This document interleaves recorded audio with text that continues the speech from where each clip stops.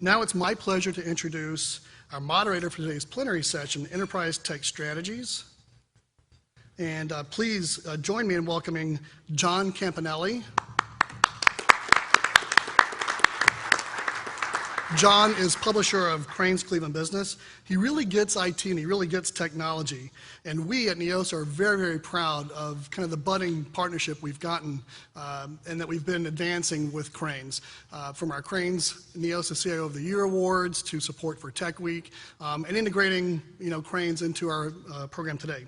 So John is going to kick off our plenary session and manage it. Please enjoy the presentation. Thank you.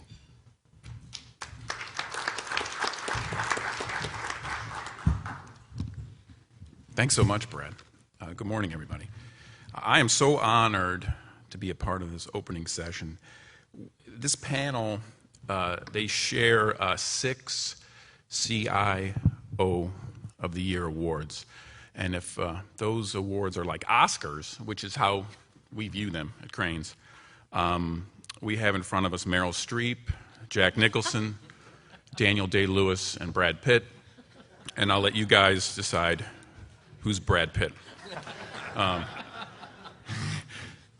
There's more. Find out more about them on pages 6 and 8 of the program, including there's an uncomfortably large photo of me too. Great bios of them, so I'm not going to go into too much detail on their bios. So they represent a real diverse sectors: apartment developers, manufacturer, government entity, and a business tech solutions company. And that diversity of industry is going to be real nice because we're going to be able to share different viewpoints, take advantage of where they're coming from, and also share and find out the commonalities that we all face with tech. So how this panel is going to work, I'm going to introduce each member, and he or she will go and give a little presentation about their knowledge, expertise, and issues they're facing. And we're going to start with Rachel. All right. Rachel Johnson is NRP Group's Chief Information Officer and is now responsible for all technology, business intelligence, and business process function within NRP. So I'm going to hand it over to Rachel. Or Meryl Streep. I prefer Sandra Bullock, but you can change that next time. Hi, Rachel Johnson. Thanks for coming this morning. I'll start us off. For those of you who don't know the NRP Group, we're a multifamily builder, probably one of the largest in the country, actually, at this point in time. And if anybody doesn't know what multifamily is, we build apartments. That's the best way to describe it. We develop, build, and manage apartments all over the country. We have over 20,000 units developed and under management, and we have about 5,000 in our pipeline right now in construction. For those of you on the east side, we have a new landmark property going up in Chagrin and Green. It's called The View, where the old Commerce Park was. Some of you might recognize our name there. So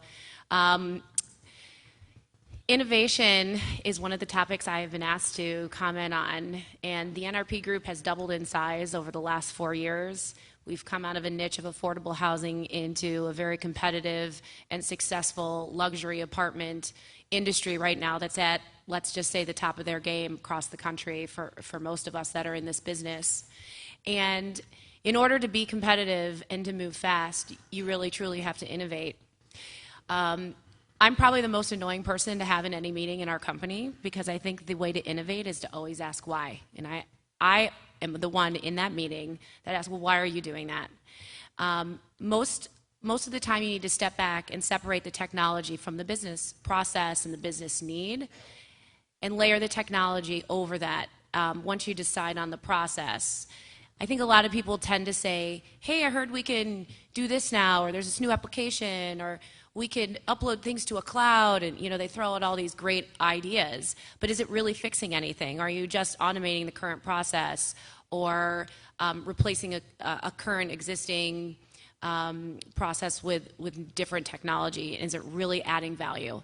And true innovation should add value. It should reduce cost. It should reduce man-hour.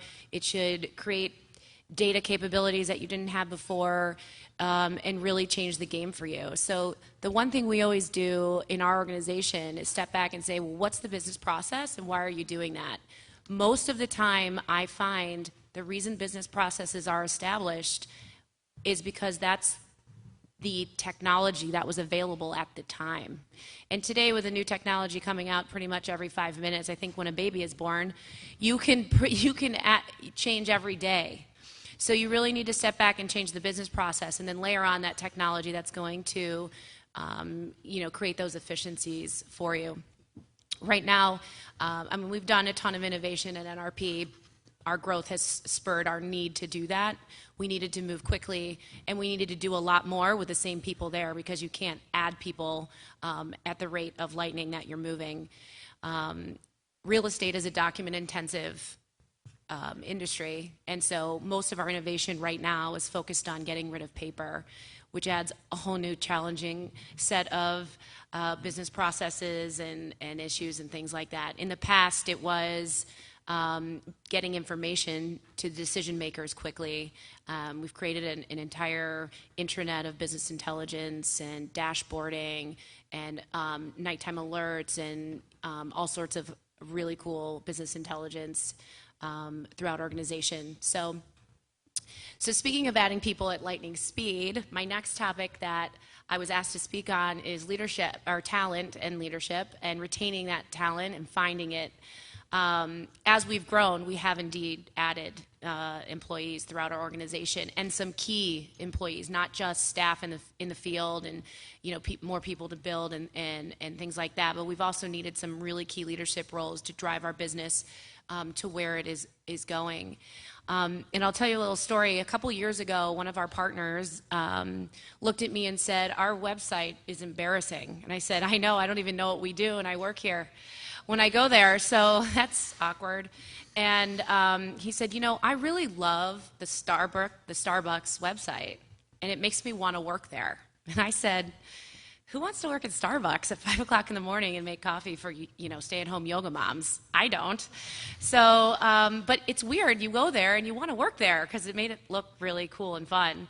And so we took that concept and we ran with it. And in June of this year, we launched a new website. I encourage you all to go look at it, that really shows who our company is and really sells, why do you want to come work at this company? We used actual people that worked at the company, a lot of live videos, and none of it was scripted. It was all asked off the cuff, and they took a lot of video, but then they took the A-roll, the B-roll. But what it did was it gave us a culture on the internet.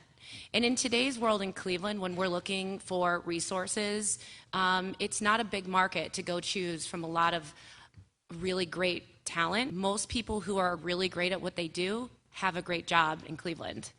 And so to get somebody to leave a great job is hard to do. And NRP doesn't have, the huge public benefit offerings. It doesn't have the best match 401k medical plan that a big company can offer and things like that. We're that middle tier. So I think one of the things that we decided to do was sell our company on the internet and social media. We have links all over Facebook. We have everybody on LinkedIn. Because if you come into our office, you're like, wow, this company is pretty cool. And you might want to work there. But we needed to get that into the social media arm. And so rejuvenating our website was essential. Integrating it with Facebook, LinkedIn, and other social media sites was also essential. And using our own employees to do that was a huge factor. And we find now people call us today to say, what's this company doing? I see you have jobs. And we're excited about that. I think I'm over my time. Am I? Okay. I think you're pretty That's all good. for now. that was, I think, 5.5 minutes. That was great. Okay. Thanks, Rachel. Next up is Jeff Mowry, and he is the only CIO that Cuyahoga County has ever seen. You were named CIO of the county government when the position was created in 2011. In Jeff's role, he's broken down silos scattered among various county departments and integrated them with employees under his supervision. Jeff, go for it. Sure. Yeah, and as you mentioned, we've been going through a massive IT rebuilding infrastructure consolidation plan in IT at the county. Just to give you an idea of our size, we support about 7,500 users in total. If you think of county government, a lot of businesses are very focused, NRP's focused on building buildings and applying services. At the county, we have 25 unique agencies that we support. We support courts, we support sheriffs, jails, homeless. So it's a wide range of services that we support from an IT perspective. One of the topics I was asked to speak on is the area of IT risk and cybersecurity. I have a little interesting story. Last year, we held a cybersecurity initiative. It was an open public meeting. We invited private industry security experts to come in. We had some government experts come up from Columbus just to talk about cybersecurity, what could be done in the state and the region from a cybersecurity perspective. And we had one of the chief security officers from a very large manufacturer here in Cleveland who told us a little story that they were having a denial of services attack on their network environment. They traced the IP address back to a little city in Alabama, and that little city had been taken over and had been used maliciously to attack this large manufacturer. So it really kind of set home when you look at governments and cybersecurity and risk. We're a large county organization, a government organization. We're fortunate enough to afford a few cybersecurity professionals on my staff to help us protect ourselves. But when you look at some of the small businesses in Cuyahoga County, some of the small cities in Cuyahoga County, they don't maybe have one IT person or maybe a part-time IT person supporting that city. So what we've been working on at the county is trying to promote more of a cybersecurity awareness in the region, specifically targeted at small cities, local governments, and small businesses.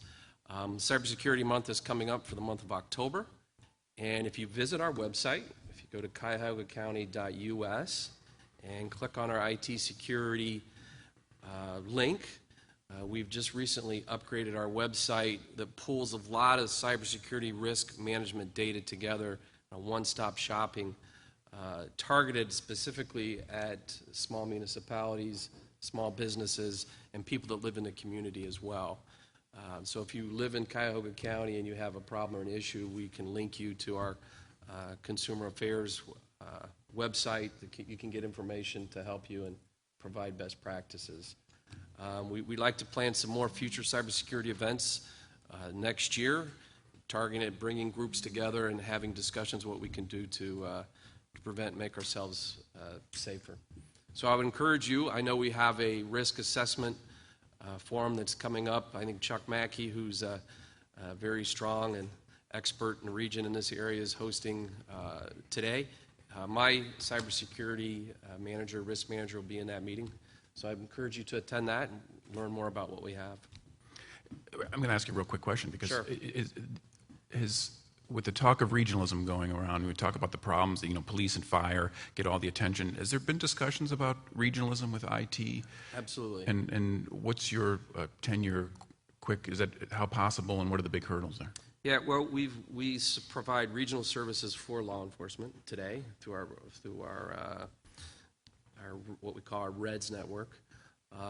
We've also been doing web services for local cities. We've been very successful at that. And we've been starting to look at the network infrastructure piece, but that's a little bit bigger project to take on. The other area that we've been working on regionally is in GIS. If you guys know what that is, it's Geographical Information Services. We applied for a grant and were successful in getting that grant. And last week, we had a regional GIS conference, and we had over 200 people attend that event to share GIS data. So GIS data in the area of law enforcement, tax, zoning information. It's kind of a Google Maps on steroids. All right, good. That's interesting. Yeah. Consolidating your power. Next up is Mike Gearin. He's Area Vice President for TW Telecom, a leading provider of managed services, including business Ethernet, converged in IP VPN solutions for enterprise customers throughout the U.S. and to global locations. Mike, you're up. Very good. Thank you, John. Excuse me. Good morning, everybody. I'm pleased and proud to be here today. I'm also pleased and proud to let everybody know that we're the new carrier in town. Our name is TW Telecom. The T and the W do originate from Time Warner, but we are not a part of the Time Warner world. We've been a standalone company for several years. We've just not been in Cleveland before. We're in 75 other cities, and we were able to add Cleveland in 2014, so we're very, very pleased and proud to be a part of the community today and going forward. Oh, and I didn't turn my silence off. How about that? Don't you hate that? I do hate that, especially now. I want to talk for a few moments about, and we are in communication services business. We're not the manufacturers of boogie bots, but you're more than welcome to come get one at our table later on. I want to talk for a few moments about the pace of innovation in our industry and what it's meant to our business and to our customers. And I'll start with a couple of obvious statements. There's a crush of new applications and new solutions that are blasting you and us every day. And that's not going to stop. I think, there's too many for any one person to grab and run with now. And there's going to be even more over the next 3 to 5 years. The talk is that innovation is breeding more innovation, and developers are breeding more developers, and tools are developing more tools, and it's running rampant now. And just managing that crush of apparent opportunities and solutions, as Rachel was saying earlier, is getting tougher and tougher. But tough as it is, we're finding that the really cool stuff is in those tools and in those applications, and the innovative opportunities are now sitting there in front of us. And the biggest problem really is selection more than availability. And clearly, the people who have kind of got the keys to the kingdom and figured it out are the ones who are winning big in their segment, and they're the ones we're reading about in the papers. They're the ones who are coming up with these totally crazy valuations that we read about in Wall Street and become big winners. So I guess that indicates that of all the places you could choose to spend your time and your money and your capital, the place that is probably going to drive the most dramatic returns is innovation. It's going to drive more than hardware upgrades, more than new devices, more than operational excellence projects, more than customer-focused programs.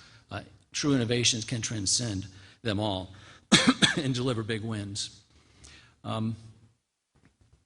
In our business, these innovations are transforming not just our services, but the essence of our relationships with our customers. Things are now all about high-touch services that go beyond networks. They go into applications, discovery and delivery, professional support, software and APIs, multidimensional portals that yield substantially control of the network out to customers if they so choose to take it. Our traditional stock and trade, providing networks, has now just become a ticket to play. I'm not suggesting we have a corner on this, we sure don't, but what I am saying is that innovation has a way of creating big wins, or it's also a use it or lose it proposition. So if we can agree on that, I guess the point is getting to the place where you can really play in innovation is hard to do. There are lots of barriers, external barriers and then barriers inside your company that make it tough to take advantage of an innovation even if you see it right in front of your face. Whatever the barriers are, I guess what I'm saying today is that the benefits of addressing them far outweigh the costs of letting them go. So what does a CIO do, and what do others do to navigate this morass of opportunities? I guess first and foremost, for all of us, it starts with embracing it, understanding it, not running from it, looking for opportunities inside the company where there are hot spots, other people who get it, other people who are doing things, and getting them into the boat. It's way too big for just a CIO or just IT or just a part of the company. Innovation has to be pervasive. And I think the CIO spot is a great place to start it and a great place to drive it, but you're going to need more help than that. Secondly, I would suggest doing some baseline marketing first as opposed to solution scanning. Identifying the company's pain points, especially the internal business pain points, fully defining them up front, regardless of what the solutions may be, regardless of whether you can solve them or not, just get them down and get them detailed. And don't start by trying to evaluate 1,000 cool solutions and then working backwards to the problems. That's much, much more difficult and much, much less likely to be successful. And then lastly, I'd say widen the net. Reach out to a few key suppliers who can do more than provide point solutions for you. Find people who have access to a range of resources they can marshal on your behalf and make your proposals or make your visions more visible and more tangible more quickly. I'd even be willing to say, go out and embrace a few of the shadow IT players out in your company. I know that's scary because some of those folks are adversaries, but they are people who have found an internal business need and done something to try to address it. And whatever it is that they did, where you are, you're in great position to do it better and make it better over time anyway. And I have a couple stories I can share. I don't have time, but if we see out in the hallway later today, I can tell you how that played out in our company a couple of times. And then obviously pulling in other C-levels in the company if they're not already in the innovation boat. Evangelizing for innovation is very, very worthwhile at that level. And maybe even reaching out to some peers across here and talk to other folks who are trying to drive the same innovation train that you are. You guys are the ones who are best prepared to organize the mayhem that's out there. You guys are the ones who can translate those business pains into gains. And you guys are the ones who can take the shadow IT projects and make them shine rather than just exist. So just two thoughts. Do some marketing and do it frontwards, not backwards. Solutions follow problems. It's really tempting, especially now when you're getting 1,000 solutions a week, to grab a few of them and try to make them fit. Best off, start with the problems first. And then secondly, go out and find some folks who can help you, such as key suppliers and shadow players.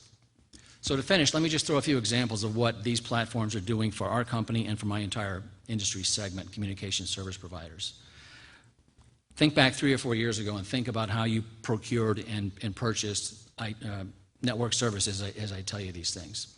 Today, we deliver services to our customers that give them portals that reveal virtually every aspect of our customer experience with them. We provide applications that let customers look deeply into network performance and then turn it into meaningful management information. For example, customers can now set alerts in their application and drive changes in the network without any operator intervention at all, and then revert it back when the event is over. We have applications that let customers configure and reconfigure many service attributes on the fly in near real time, and we have applications that let customers purchase network services without service orders and without new contracts and in increments of minutes instead of years. A big change from a few years ago. The overall change in customer experience, even if they only do a few of the things I just mentioned, can be profound, especially when you compare it to how it's been done in the past. So to sum it up, the folks who see the windows and have the ability to seize them are the ones who are going to grab share and drive out costs faster than their peers and be the winners in their segments. Thanks. Thanks, Mike. Doug Wenger is next. He's the Senior Vice President and CIO of Omnova Solutions, a leading producer of emulsion polymers, specialty chemicals, and decorative and functional surfaces, with 2013 sales of $1 billion. And Doug is a 3-time CIO of the Year award winner. So Doug, go for it. Well, first of all, not Brad Pitt. I love the Academy Award analogy, John. I'm not going to talk about risk, but it did remind me, I think some of the Oscars got stolen one year, didn't they? And somebody ripped off the whole truck full, and they had to chase them down into... It's never happened to the CIO of the Year. That's exactly, so I wouldn't want to be the head of that. And then someone said one time when I was a lot younger, I looked like Dustin Hoffman. I don't know if he's probably won an Academy Award or something, I would guess, but that was before the hair got thinner. And now it's Ted Shackelford, who was the Gary on Knots Landing or Dallas or something like that. And so anyway, one of my son's coworkers, she tells me that's who I look like. I don't think that's a compliment, but anyway. So I was thinking Dustin Hoffman, but I guess not. Innovation was one of the topics that John and Brad had reached out to me about, and I have a few thoughts on that. First of all, it's very difficult, I think, in our world. I grew up in IT, that's my background, to think outside. I found it very difficult, and I still do sometimes, to think outside of the 4 walls of the information technology area, and I typically jump to solutions, and I start wire diagramming things out before we really look at the bigger picture. So I've really had to work on that personally and professionally over my career, and I think one way that I've tried to address that, and I think we all have these challenges sometimes, is how do we broaden ourselves, and how do we make sure that we're seeing the bigger picture. And what I did in my journey was I became a volunteer with an organization that was completely different from the one I was working in. My background is information technology, but I had dreams of being a professional tennis player when I was in college. Well, I won about $70 playing professional tennis and decided that Jimmy Connors and John McEnroe were going to make all the money in the professional tennis circuit. So I'd better make sure I went and got my degree and went into computer systems or computer science, and that was a good choice for me. But I've since volunteered with the United States Tennis Association, which has allowed me to meet some great people and learn about information technology. And I volunteer both at the grassroots level, handing out T-shirts to kids on Saturday mornings, but I also was involved in helping them with their IT strategies. So I had the opportunity to work with an organization that's very cutting edge in the media, basically in the media and entertainment space. They're in sports, but really it's much more of a media and entertainment play. So we had the opportunity to learn, or I had the opportunity to sit alongside people who are very much on the cutting edge of technology.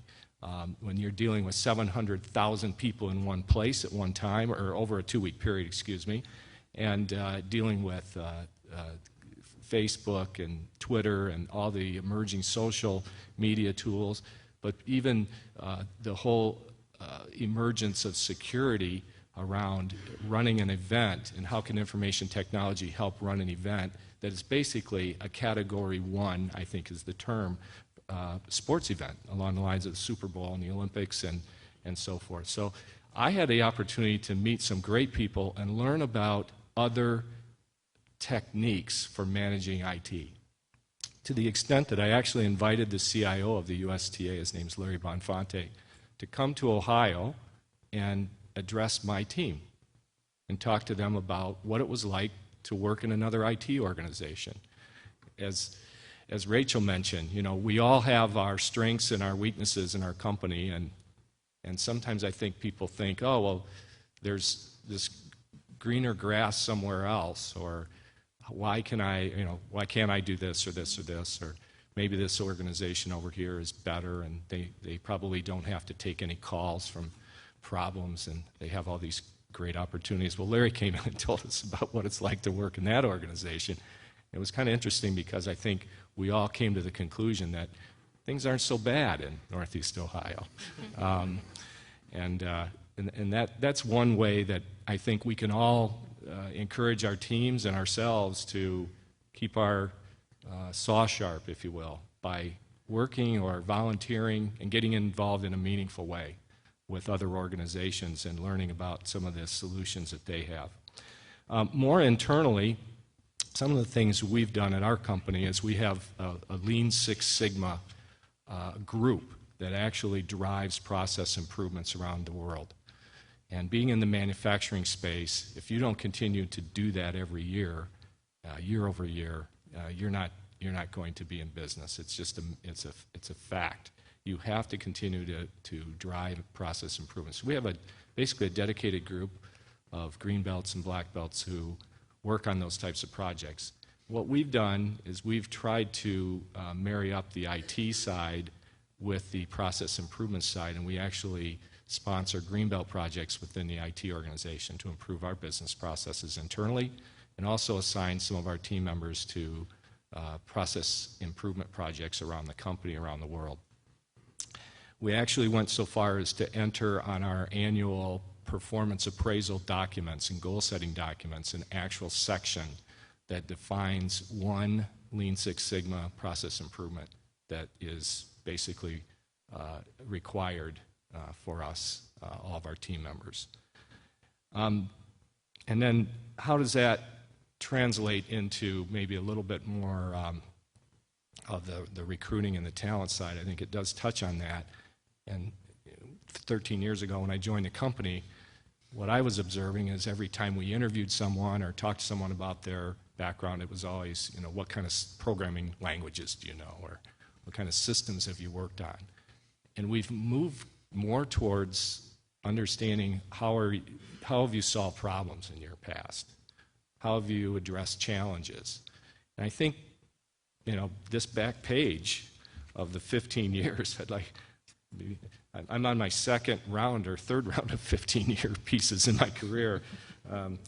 So you look at this and you say, geez, 15 years ago these things didn't exist, so you weren't going to interview for those skills then, were you? So it's around problem solving, creativity, and solving issues or problems with it could be anything. It could be a problem you had in college, working on a team, perhaps in your senior year of college or something like that. And those are the things that we've tried to adjust in our recruiting standpoint. And then lastly, kind of back to my volunteer, I had an opportunity to meet a luminary, a world luminary, Billie Jean King. I had a chance to work with her a couple years ago and work with her organization in a volunteer capacity. And of course, she was a world-class tennis player and humanitarian, but she also has pretty good sense for business as well and things that can help you. And she said, champions adjust. So, you always have to be willing to make adjustments. And the other thing that she mentioned to me was, something that she's carried on in her career. She said, it's all about being a problem solver. So make sure that you are in the game and making adjustments as you need to and solving problems. And that it's just an example of how, innovation or ideas can come from anywhere. They don't have to necessarily come from, quote, information technology professionals. So thank you for the opportunity to speak, and I'm honored to sit up here. All right, thank you. Thanks. So, thanks for starting that applause back there. I appreciate that. So we're moving to the questions now. I'm going to ask a couple, but I found in these sessions that you guys, the crowd, always ask the best questions, real sophisticated, interesting stuff. So please think about innovation, talent, security, risk, and formulate some questions. Real quick, I want to know, each of you, tell me what kind of phone you have. Just real fast. iPhone. iPhone, what, 5S. Soon to be a 6. The county issued Android phone. Okay. 5S. I have an old 4. Okay. Works fine. All right. So we'll let everybody... Because that's the plug I have. We'll let everybody judge you guys as we... I want to ask you, what are the tech trends, the prominent tech trends that you guys are watching closest right now? And where do you go to get your trends and news in tech? And whoever wants to jump in first there.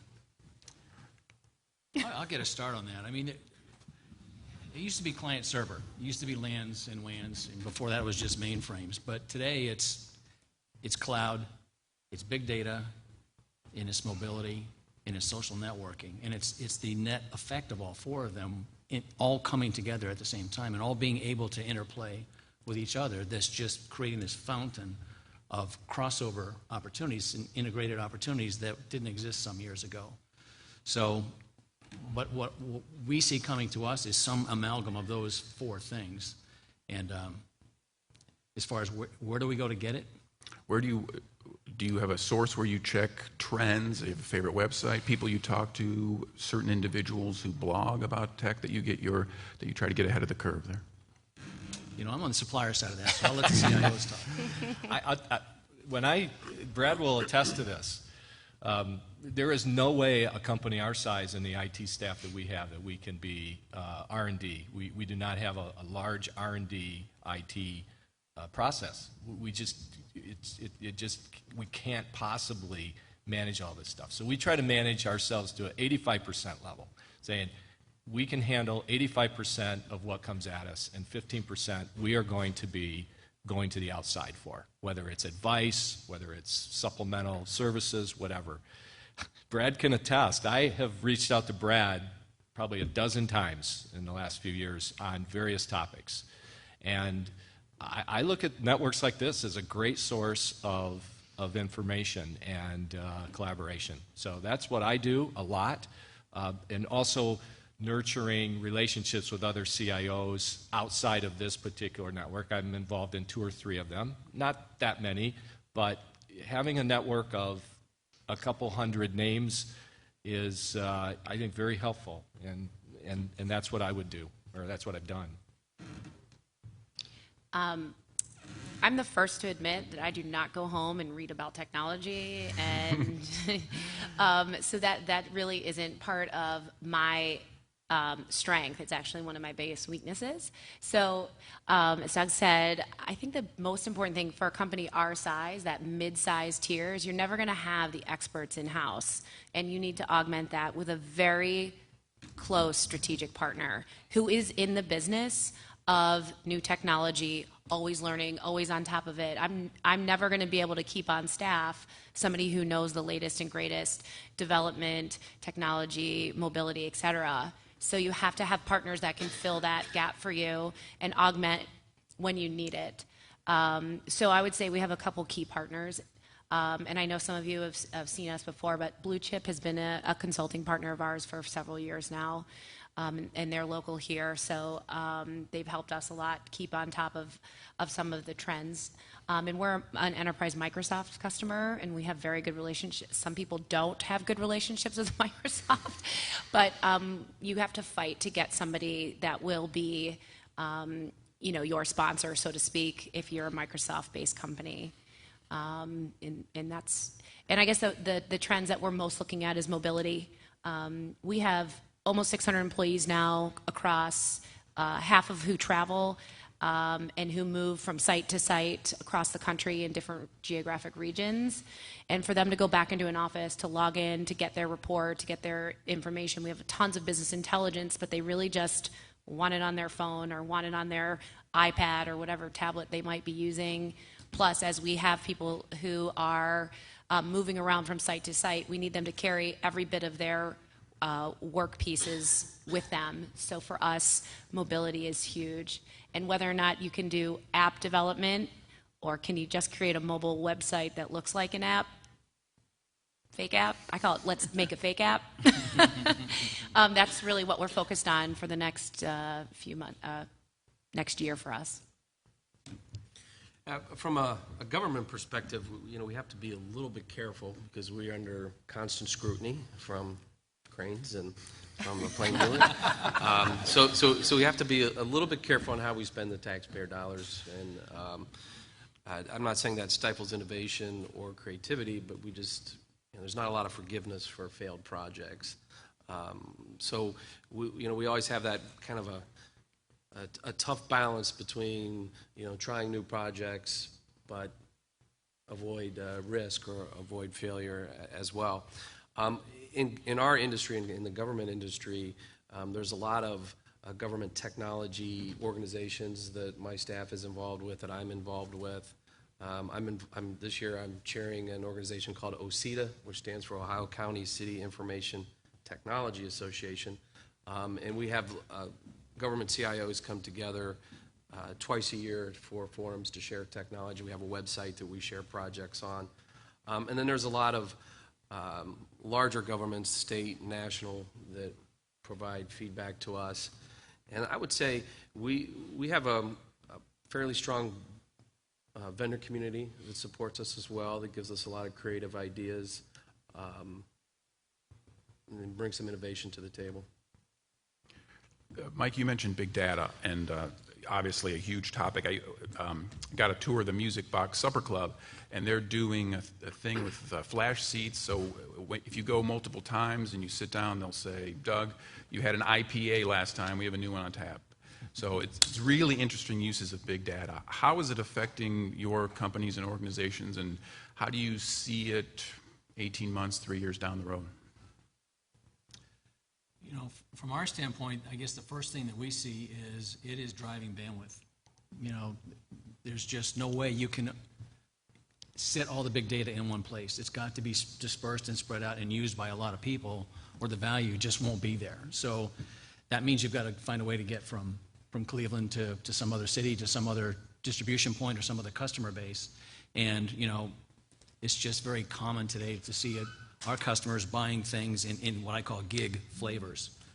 The days of megs seem to be over, and a lot of what's transmitting over our lines these days is either the data itself or the applications, so that it gets out to the places where it's going to be put to good use.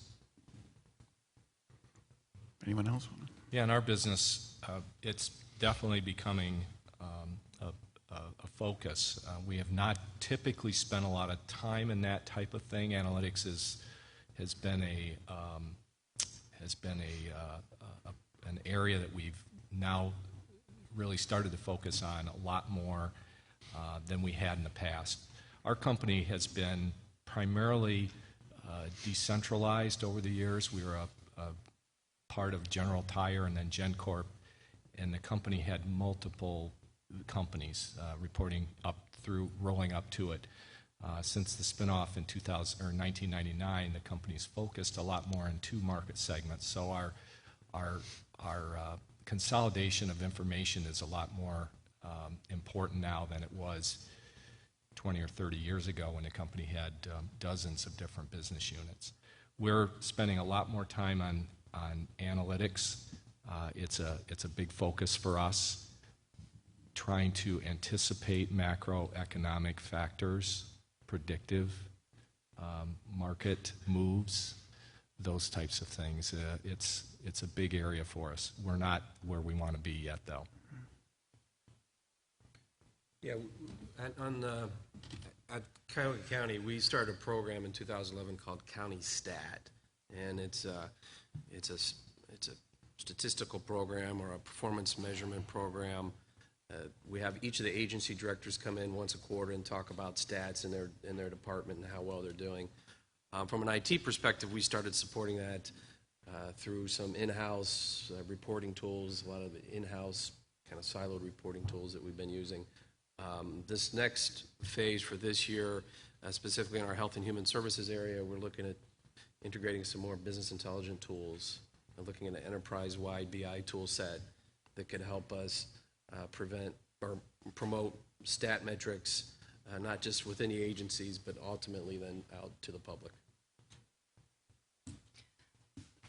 Being in the real estate industry, big data, it's not really part of our world. We have a ton of data, and we're just kind of starting the collection of some of those that used to always be housed in documents. It's really about changing the way people think about data points that used to be, housed in documentation more so than anything. So big data really isn't a topic that we deal with in my organization necessarily, but I collect more data throughout the organization than any user needs. I can tell you that.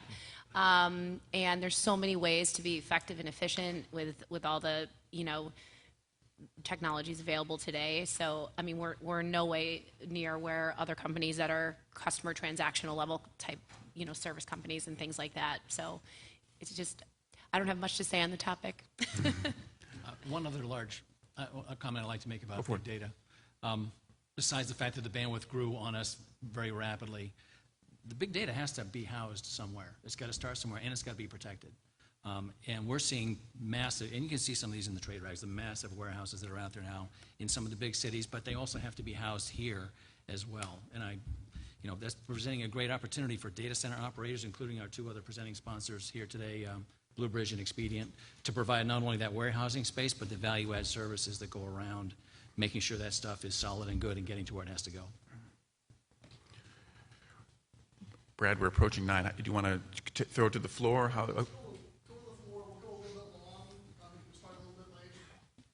Any questions from the... Do we have a microphone floating around, or do you just want to... We're a small enough room. Oh, there's a microphone back there. Who's going to be the brave soul to ask the first question? Well, in the meantime, I'll fill with quietness. Going back to innovation for a minute, one of the opportunities that NRP has given me is the ability to... we don't have a very deep organization with a lot of approval levels. That's not a reality for a lot of organizations. So to sit up here and say, you got to move fast, you got to do these things, some of you are working within organizations that you can't do that. And so you have to almost be smarter than the process and think ahead. If you're budgeting on a one-year schedule, to be truly innovative, you can't wait another year to get that approved in the budget and then go do the project in the year after. You kind of miss the boat then, and now you're on the next issue, and you almost might feel like you can never catch up. And so one of the ideas that I know some networking friends and other people have done is to carve out at least a little bit, and what a little bit means to one person is different to others. So when I say a little bit, whatever you think is relevant, of empty funds that are for things that are going to come up because it's going to be in your face in a month and not another year, for things that you don't even know are going to come up that you need to do. And if you can try to have some funds set aside, if you're in a deep approval budgetary type of organization, to have a little bit of flexibility. Because one of the things that I know we have done is, I can't remember the last time innovation in our company or a project has come to me with a year to plan for it. It's more like, can you have that done next week? Okay. So, but I'm in an organization that can do that, and a lot of you are not. So you try to think of creative ways to build that into a budget, and so you have a little bit of flexibility to be innovative throughout the year outside of the regular projects that are very well thought out, very well planned, and large initiatives. And it's just an idea that some of you might need to implement depending on your organization structure.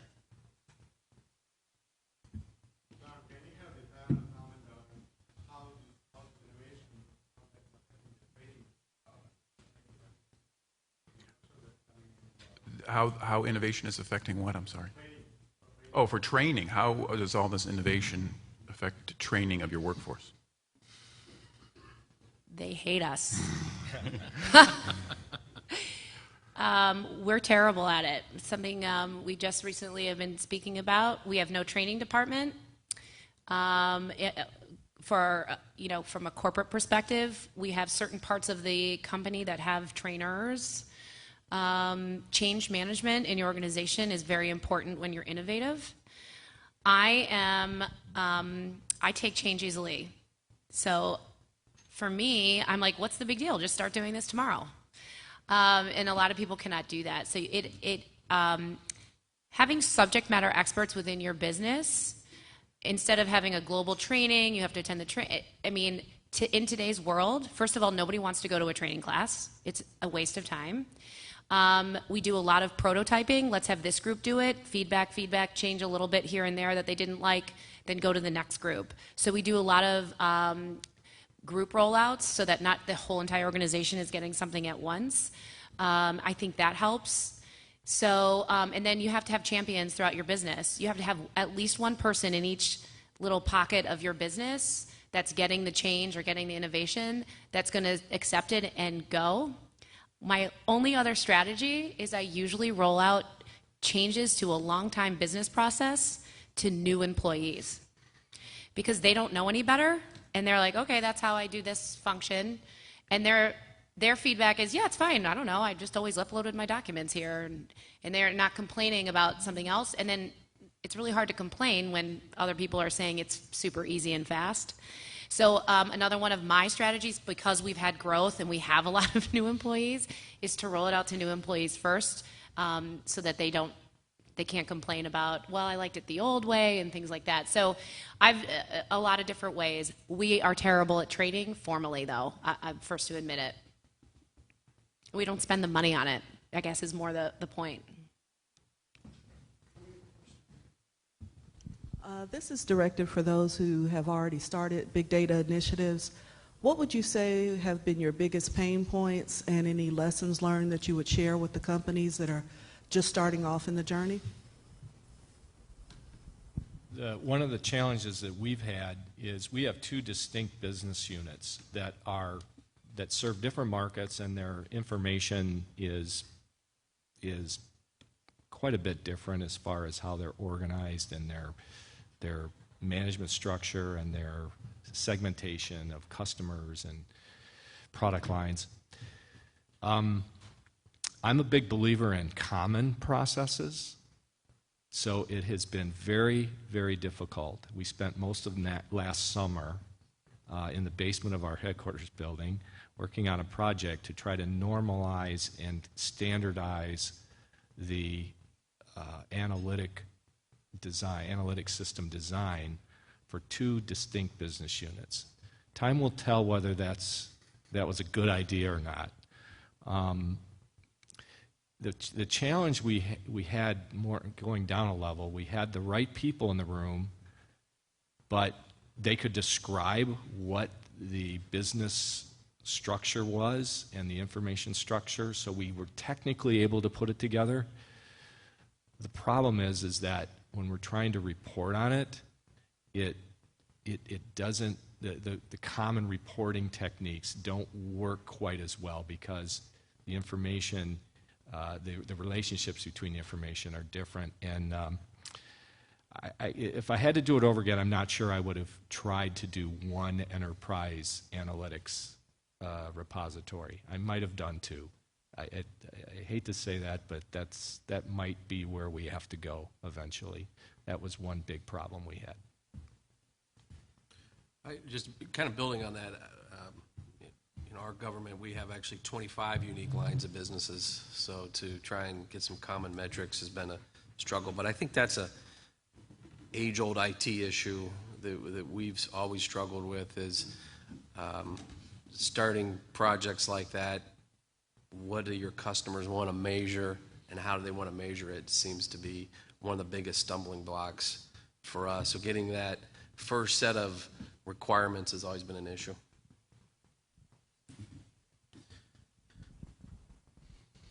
Hi, my name's Anthony Hughes. I'm the incoming president of an organization called the Software Craftsmanship Guild. We're an accelerated learning program based out of Akron, which teaches those with no experience how to become Java developers and .NET developers.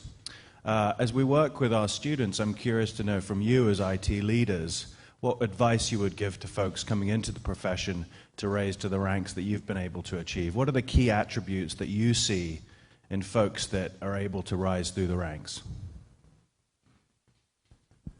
Google tells you how to do everything. If you're going to be a software developer. I think for our company, it's about being resourceful and being an independent contributor, but part of a team all at the same time. I mean, there's nothing more that stands out than somebody you can give a little bit of direction to with a lot of results. So it's really more difficult to find than you would think. A lot of younger employees are really looking to be babysat, and it's the last thing that any leadership person wants to have to do. So to learn how to be resourceful, and I joke around about Google, but there's other ways to be resourceful too, and learning off your peers, doing your own research, really digging into the business issues before you come and ask questions that should have already been able to be answered.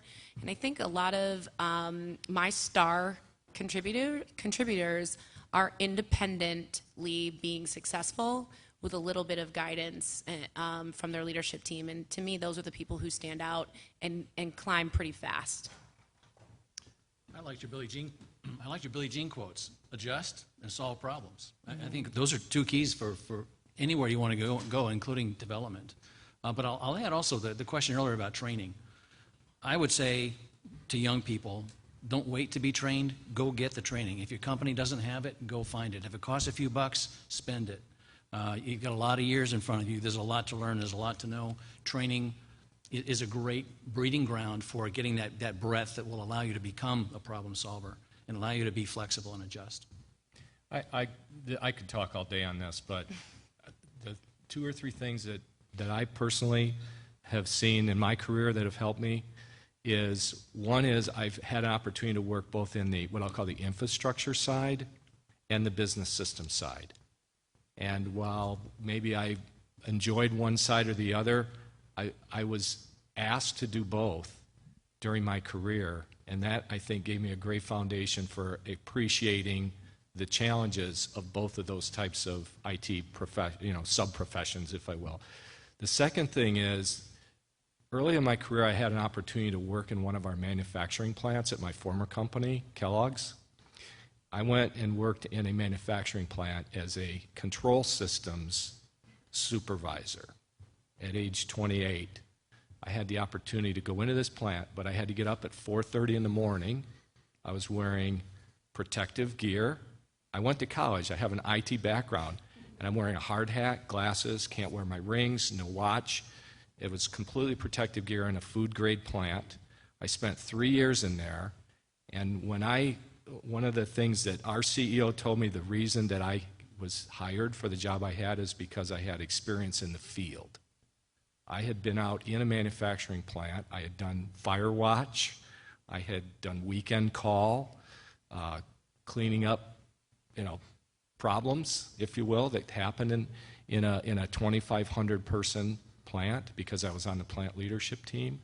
None of that was directly information technology, and there were days that I'm going, what am I, wow, is there ever, where's the door? And then I had an opportunity from there to get into manufacturing systems management because I understood manufacturing. So when I try to explain that to candidates, I'm looking for someone who is willing to try some things that are outside of their comfort zone. And I think that has been a big part of my career because I've had those opportunities. And they weren't always things that I was asking for. They came to me. I had to make a decision. Go this way or go this way. And I'm glad I did. But it wasn't comfortable, for sure. Jeff, you have something? I think I've heard about your program. The piece I think that's really key, if you can have a software developer that knows how to develop really well, but the key is, I think, if you're really talking about moving through the ranks, is for that, building on the same thing, the theme that we've talked about, is understanding the business. I think most of us would kill for a good developer that can relate to the business, understand the business, and talk to the customers. I think if you look at it, those are the people that usually rise through the ranks. Those are really, really good thoughts. One more question? If there's not one more, I'd like to throw one out just real quick, and we'll wrap up. So we haven't really talked about talent. We talked about innovation quite a bit. So I would throw out a question: have you done anything innovative to attract talent that's successful? I'm assuming that most of the audience probably has that challenge. On the small entrepreneurial tech side is a big challenge. So have you done anything innovative that's been successful at attracting talent? Raise wages, right? I don't know if it's innovative as much as aggressive. I know our recruiting department uses LinkedIn to find and literally cold calls people that might be in a position that is relevant to what we're looking for. Like I said before, most people that are very successful and A players are probably in a great job somewhere else. They're not on the street looking for a job. And we are literally in certain positions cold calling your companies right now. They are cold calling based on LinkedIn. We've had a big debate internally about should we allow our employees to be in LinkedIn. I'm like, everybody's in LinkedIn. You have to allow it because the same thing could happen to us. So I think, you've got to go find your talent in places where they're already being successful, and that's the big challenge here in this market, at least. Because to try to bring somebody in from another market is sometimes very difficult in Cleveland to do. So that to me is a game changer for our company. We do the same thing.